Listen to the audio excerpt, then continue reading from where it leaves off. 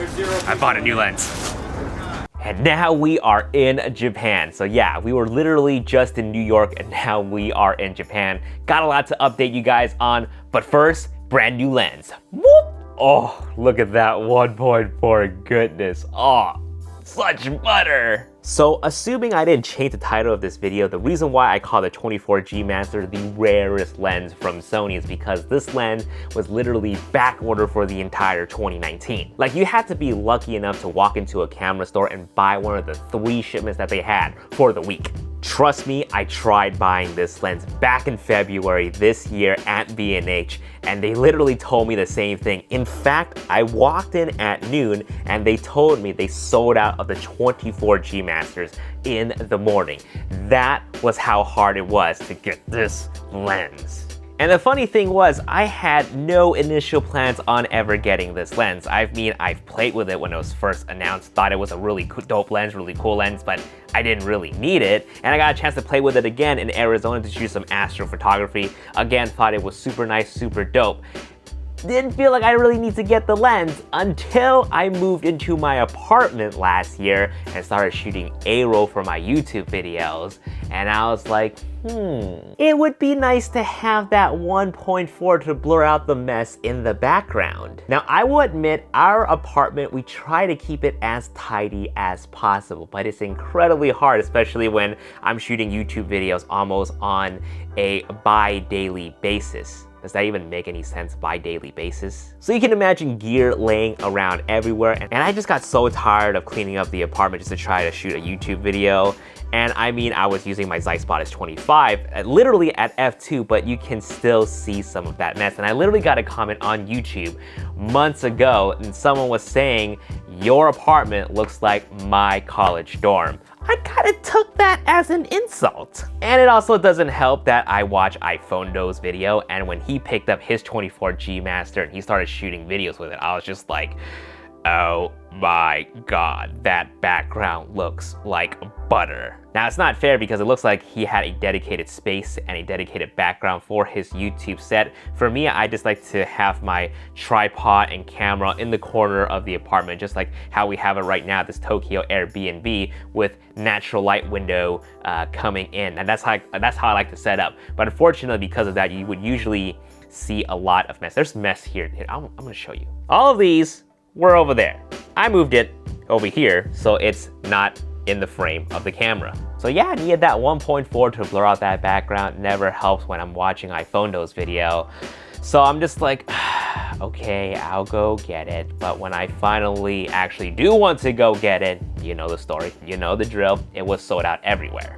And because I wasn't the first batch or the second batch or even the third batch of people to place a pre-order for this lens, I would have been on the bottom of the list. Sure, I might have been able to get it a couple months earlier, but I'd rather just wait until I can pick one up in the store. So fast forward to October, which was literally a couple weeks ago, B&H told me they had 1 copy. So I was like, hold the phone, I am coming down from my hotel right now, hold that lens for me. So I'm just running, I swooped it up and I got this lens and I tried to use it every single chance that I can get. So yeah, loving the f1.4, even though there's not a lot of mess to be blurred out anyways. I just love the ethereal look that the 1.4 gives off. And I've even gotten compliments too when I was shooting with this lens for my previous video, the photography depression video. A lot of people are like, damn bro, what lens is that? And I was like, yes, justify my purchase for me. And I'm so glad I had that lens while I was shooting in that hotel, because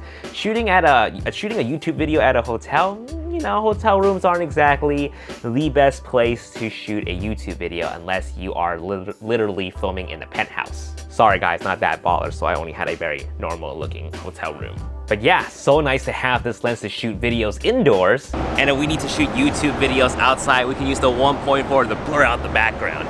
And now that I have this lens in my hand, I'm sorry if it looks like I'm caressing your face, I'm just caressing this lens right here. I am shocked how versatile this lens is now that I'm trying to shoot with it every chance that I get. It is a fantastic street lens. I am getting a lot of great shots of me and Vivian just walking around Japan here. I seriously haven't had this much fun shooting with a new lens in a very long time. And by a very long time, it's probably like 3 to 6 months. Hey, that's still a long time. And while we were in New York, we actually had a chance to shoot the Halloween parade, which I wasn't on the sideline. I was literally walking in the parade path, and I was getting these amazing shots with the 24G Master. This lens at 1.4 combined with the Nanlite 15C tube light makes a fantastic night portrait combination. It hyper focuses your subject. That light gives them a nice little spotlight. With that 1.4, not only blurs out that background, but with that light, it darkens the background, giving the subject this nice isolation. So I do apologize for the constant change of color temperature in this video. We have some spotty clouds passing through the sun, so it just keeps changing it up on me. And there are some constructions going on outside of this Airbnb. So if that got picked up in the mic, I do apologize. So I've been posting photos taken with the 24G Master on my Instagram for about a month now, and a few people were wondering, do I not like the Zeiss Batis 25 anymore? Did I get rid of it? Technically, I don't own a Zeiss Batis 25mm. The one that I have that I've been using is on loan from Zeiss back when I was doing the filmmaking project with them. And they kind of haven't asked for it back yet. So if they ever do ask for it back, I would probably still get a Zeiss Batis 25. Just because I can't leave a gap in my Batis line collection. But I did do a comparison between the both lenses if you are curious as to how they compare to one another, or you're trying to decide which one might be better for you. You can click up here to check it out. And I also did a little bit of an astro video with Stan Moniz on the 24G Master. Corner to corner sharpness is a fantastic lens. More info on that also linked up here. You can find both links of those videos in the description box below. Sony really outdid themselves with this lens. I mean, this G Master I feel like really fits the ideals of a mirrorless setup. Lightweight, sharp, and compact. And I tried comparing this lens to the 35mm f1.8, the brand new one, and while that one is much more compact than the 24G Master, I don't know, I honestly like using the 24G Master a lot more. I think it's because I enjoy that wider aspect of the 24 compared to the 35. Both lenses are fantastic, but if you were to ask me which one I would recommend, I would say spend the extra money, go 24G Master. And if you have the A7R III or the A7R IV, you can use the 24G Master in Super 35 mode and get a 35mm look. Especially when you're shooting photos on the A7R IV and the A7R III in crop sensor mode, you still have plenty of megapixels to play with. With the R4, you have 26 megapixel in crop sensor and 18 megapixel in crop sensor mode on the A7R III and the A7R II. But let me know in the comments down below if you actually want me to do a comparison with the 24mm and the 35mm for whatever purpose. I was thinking more for travel and walk around general lens photography purposes, but let me know in the comments down below because I did bring the 35mm 1.8 with me. I actually brought a lot of stuff with me on this trip. Just when I literally made a video last month talking about slimming down your gear and not buying more gear. Ugh.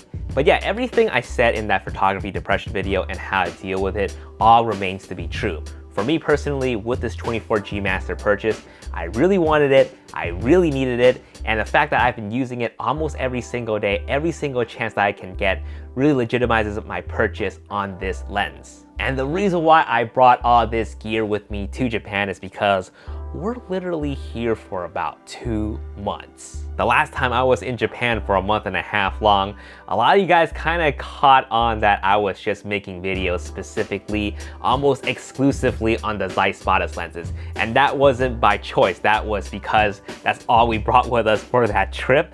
And I was just like, man, we gotta start shooting something else and not with the Zeiss Batis lenses. So yeah, let's go ahead and move on to a little bit of a channel update. And I like how the color temperature shifted to blue just when I'm gonna start talking about the photography depression video. So I am overwhelmed with the responses that I've gotten from you guys from that video. I was shocked that a lot of you guys were going through the same thing, and I'm glad I was able to speak up on that and convey that message for you guys. I personally was and still am in a creative rut.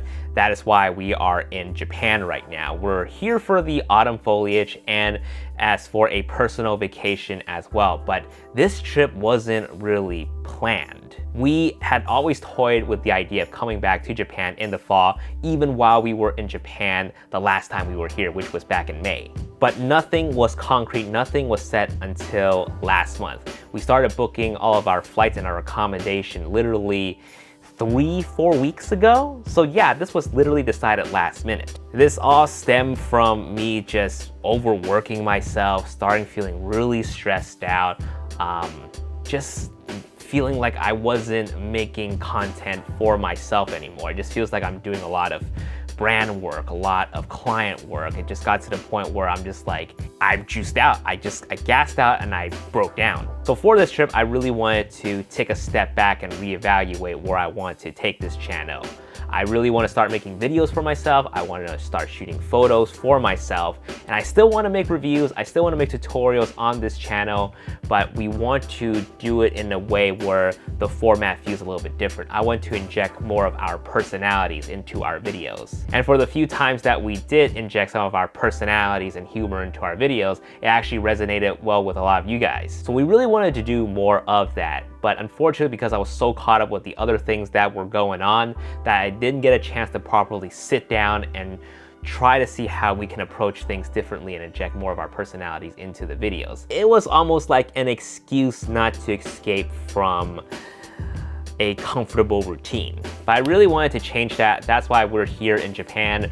We're trying to just take a break from our usual routine and try to reinvent ourselves. So hopefully you'll see this new style of videos coming soon in 2020. I actually hope it would even come sooner, like in December of next month. But I really want to say thank you guys. I really appreciate the support that you guys have for this YouTube channel. You guys are the reason why me and Vivian can be doing a lot of things that we're doing right now, to be able to go to Japan, to share with you guys our adventures, to provide you guys amazing photos, and using those amazing photos and videos and pump out great tutorial contents and great review contents for you guys. And just being here and just recording this video right now, I feel a drastic difference from how I shoot my videos before, how I approach my videos before, and I cannot wait to see what 2020 brings. So guys, thank you so much for watching this video. Be sure to follow me on Instagram if you haven't yet, at JasonVMedia. You'll see all of our daily shenanigans that we are doing in Japan, and you'll see a lot of the cool photos that I've been taking out here. So thanks for watching, guys. I'll see you guys in the next video. Peace.